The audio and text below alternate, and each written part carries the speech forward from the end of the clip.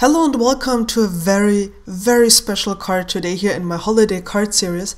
I've been looking forward to this card forever because I wanted to use the stencil Wave of Stars by Create a Smile. That's a German company. They have clear stamps and stencils and some other stuff.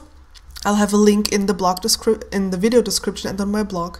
And this is a piece of acetate that so basically the area that I'll be using is 1.5 inches and I've masked off the rest, so I will not be stenciling on the rest of the acetate. And at the same time it helps me to make sure that I can adhere the acetate on my craft surface. I've put the stencil on top of it. I'm just using some painter's tape to adhere it. I'm not using this painter's tape for my cards because it tears the paper, but for the plastic of the stencil it's completely fine. I'm using 3 distress inks, Chipped Sapphire, Dusty Concord and Broken China, and I'm just smushing it down on my craft sheet here. If you do not have a craft sheet, just use an acrylic block or a piece of plastic. Basically, you can use anything that isn't porous, that doesn't soak up the ink. The ink needs to stay on top of whatever you're using.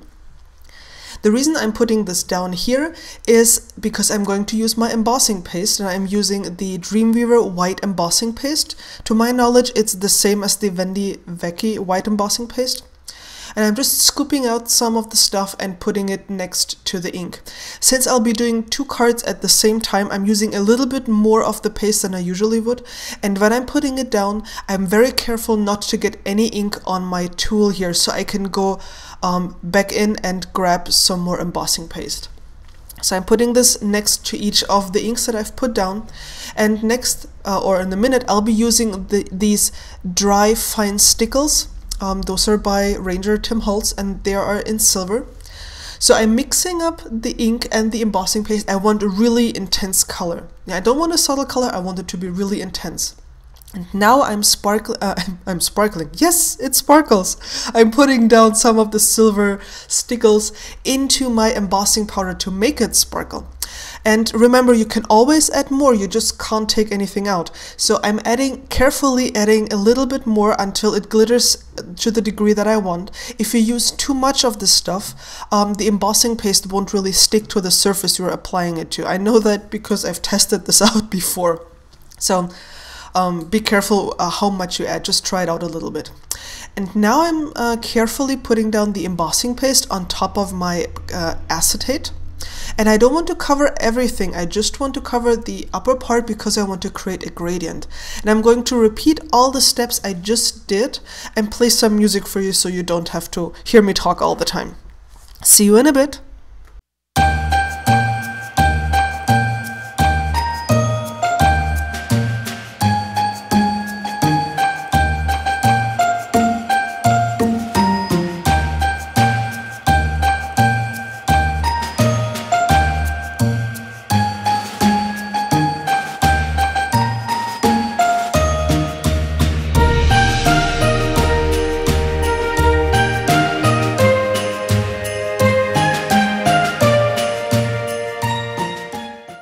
Alright, now that I'm done, I am just going over my embossing horizontally, not vertically, because I don't want the upper colors to come into the lower colors.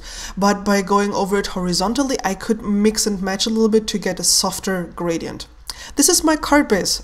I know, it looks funny, it looks broken, but believe me, this is a standard A2 size card base. And the acetate is going to go here in the middle. And then we have this lower part. So it's going to stand up like this. It's really difficult to explain this if you haven't seen the finished card yet. I apologize for that.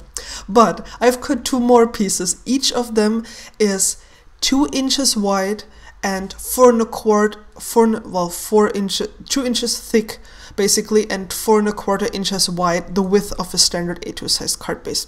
And we will need these 2 pieces because we will sandwich the acetate in between.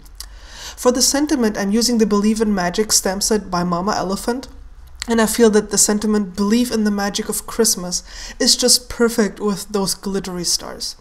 I'm using the VersaFine Onyx Black pigment ink for my sentiments. I absolutely love this ink because for sentiments you can't get it any crisper or you can't get a deeper black. I love it.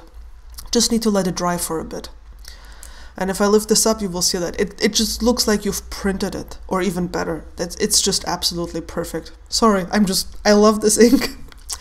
So now that my acetate or the embossing has dried, I'm taking my card base and we're just going to glue the acetate to the card base. I'm using a regular tape runner here to get some glue onto onto the card base, and you can see here's the acetate, and it doesn't look like much just right now.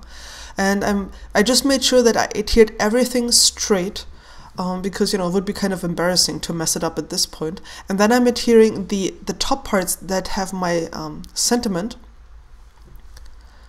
And you can see I'm getting in really close to make sure that it's absolutely straight, because if you mess this up, you will see it through the acetate.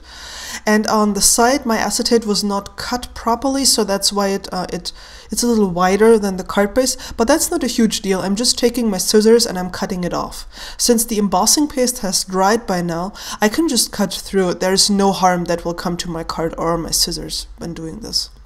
And this is the finished card. You can see that the stars actually cast a shadow on the inside of the card. I'm sorry, I'm so delighted that this worked out and this card is actually standing. And here's a close-up. The gorgeous stars and the gradient that I managed to get with the 3 different colors of embossing paste and the silver glitter inside of it. This card is very clean and simple, but it has just oomph. You know what I mean? Here's the second card that I made, and I basically moved my tool from the top to bottom when I scraped up the embossing paste, and that's how I covered up the other colors. So you don't want to do this if that's not your intention. But that's it. Those are the 2 cards I made today. Thank you so much for watching, and see you again soon. Bye!